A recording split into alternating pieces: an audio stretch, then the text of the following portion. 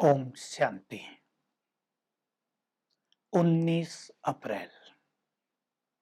आज बाबा हम सभी को जैसे कि दुआएं दे रहे हैं, बच्चे तुम अपनी हद और बेहद की दोनों की उन्नति करो। हद माना लौकिक, बेहद माना ये अलौकिक, दोनों की उन्नति करो।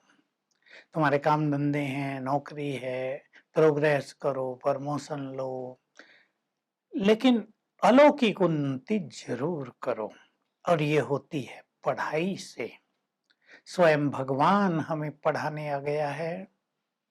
किसी ने कभी सोचा भी नहीं होगा। बेहद का बाप आ गया है पढ़ाने के लिए, तो बेहद की बादशाही देता है।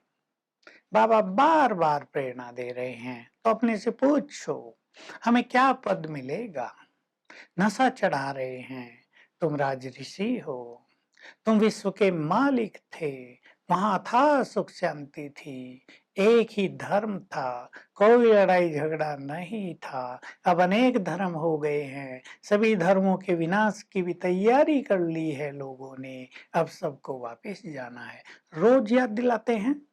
वो तो कह देते हैं आत्मा ब्रह्म में लीन हो गई। बाबा कहते आत्मा तो अविनाशी है, लीन कहां से होगी, उसका अस्तित्व तो सदा ही है। बाबा पूरा सुदर्शन चक्र हमें रोज याद दिलाते हैं, हमें उसको स्मृति में लाते रहना है। ये बहुत सुंदर चीज है। बाबा राजयोग सिखाकर हमें बेहद की राजाई देने आया है। हम राजाई पद पाना चाहेंगे या दास दासी पद, प्रजापद, साहूकार पद। दुनिया होगी ना, जैसे आज की दुनिया में कितनी वैरायटी है, वहां भी देवी देवताओं की वैरायटी होगी। पर आज बाबा दास दासियों की महिमा कर रहे हैं। वे भी महलों में रहेंगे, राजा रानी जैसा ही भोजन खाएंगे, उन्हें भी बहुत सुख होगा, उनका भी बहुत मान होगा। तो लेकिन दास दासी बनना, बाबा कह रहे ये सब दास दासी है, वहां ये सब नहीं होगा। लेकिन ये चलता आया है, द्वापुर से चलता आया। राजाओं के महलों में जो भी काम करने वाले उन सबको दास दासी कहते थे, लेकिन उनमें भी पद होते हैं। तो हमें तो उच्च पद पाना है। राजयोग सीख रहे हैं तो राजाई लेनी है, जन्म जन्म की राजाई लेनी है। इसी से जुड़ी हुई बात बाबा कह रहे हैं, तुम्हारा दूसरा सबसे कठिन सब्जेक्ट है भाई भाई की दृष्टि रखना। योग पहला सब्जेक्ट होता है जो बहुतों का अच्छा अनुभव नहीं रहता है, कभी एकाग्रता होती है कभी नहीं होती। पर भाई भाई की दृष्टि रखना, इससे तुम्हारी अंदर की क्रिमिनलिटी समाप्त होती जाएगी। हमें इस अभ्यास पे बहुत ध्यान देना है। बाबा रोज हमें यह अभ्यास सिखाता है, क्योंकि देह भान रखने से, दैहिक दृष्टि रखने से इम्प्योर फीलिंग्स होती हैं, भिन्न भिन्न तरह के आकर्षण होते हैं, देह भान बढ़ता है। इससे तो बाबा को हमें मुक्त करना ही है।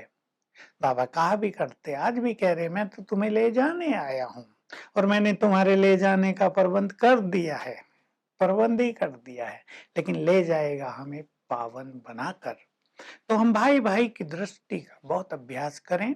परिवार से आप शुरू करें, पति पत्नी बच्चे बड़े सबको आत्मा देखने की प्रैक्टिस डालेंगे तो सबको मस्तक के मध्य में चमकती हुई ज्योति देखेंगे।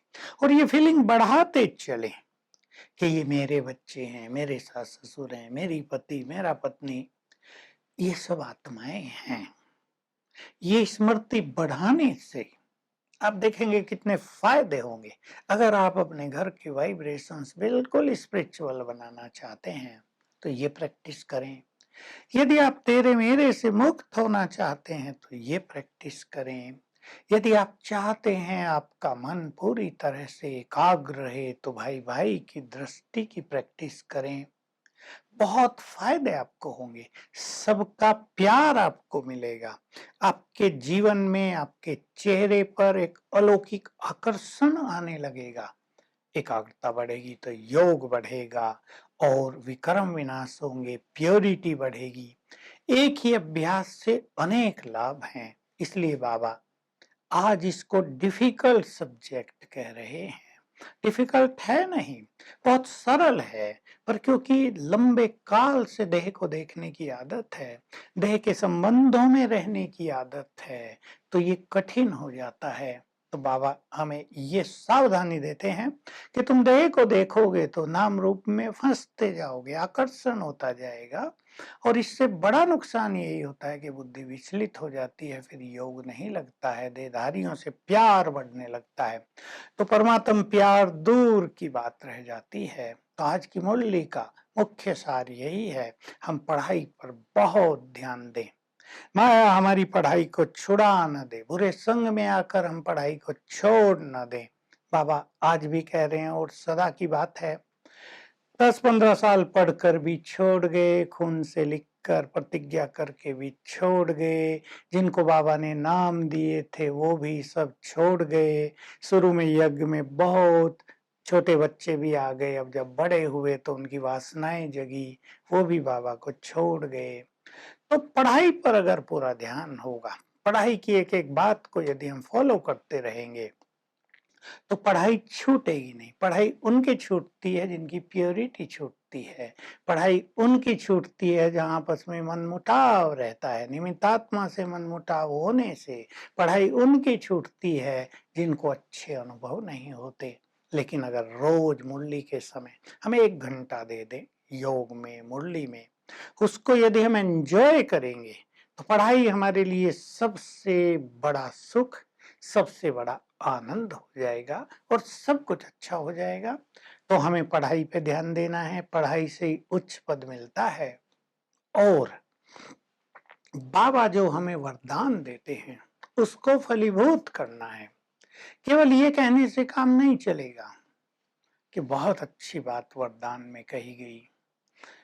2 चीजें याद रखेंगे, एक तो वरदान का नशा हो जाए कि बाबा ने मुझे ये वरदान दिया है, ध्यान दे इस बात पर। दूसरा, उसको बार बार स्मृति में लाएंगे। मान लो बाबा ने यही बोला सदा सुखी भव, या ये बोला कि सदा इच्छाओं को त्याग करने वाले इच्छा मात्र अविद्या भव, या ये बोला कि सदा श्रेष्ठ योगी भव, तो हम इसके नशे में रहें कि भगवान ने हमें ये वरदान दिया है, उसके पीछे शिक्षाएं भी दे दी हैं, और उसको धीरे धीरे यूज करने लगे। तो नशा, स्मृति और उसको यूज करने से वरदान फल देने लगेगा। मान लो बाबा ने वरदान दिया निर्विघ्न भाव, हम इसको याद रखें। उससे पहले कुछ युक्ति बताई होंगी निर्विघ्न रहने की, उन युक्तियों को जीवन में यूज करें, इसको बार बार स्मृति में लाएं और निर्विघ्न रहने का अनुभव प्राप्त करें, तो सदा के लिए ये वरदान बन जाएगा। जिस पर बाबा की नजर है, जिसकी नजर बाबा पर है, दोनों बातें, उसकी नजर मायावी चीजों में नहीं जा सकती, माया की नजर भी उन पर नहीं पड़ सकती है। तो आज सारा दिन हम सबको आत्मा देखने की हर घंटे में 10 सेकंड के लिए प्रैक्टिस करेंगे। चारों ओर जितने लोग भी हैं सब चमकती मणियां हैं, और सबको जैसे बाबा के पास जाना है, सब उड़ के परम धाम बाबा के पास जा रही हैं। ये फीलिंग एक बार घंटे में अवश्य अपने को देंगे। Om Shanti. To watch Peace of Mind channel videos on YouTube, subscribe us on youtube.com/tvpeaceofmind. Just a click for a peaceful life.